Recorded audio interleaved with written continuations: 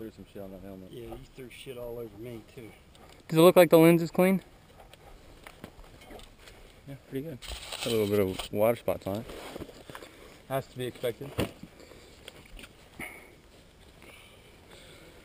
I can tell you, Ben, I can ride those wider trails all day. But when I got to work my lower fat ass up and down on those narrow trails so much, it wears me out. That's to be expected, I think.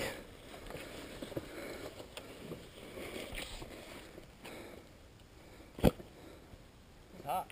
It is hot. It's funny seeing Kevin have a matching set with clothes now.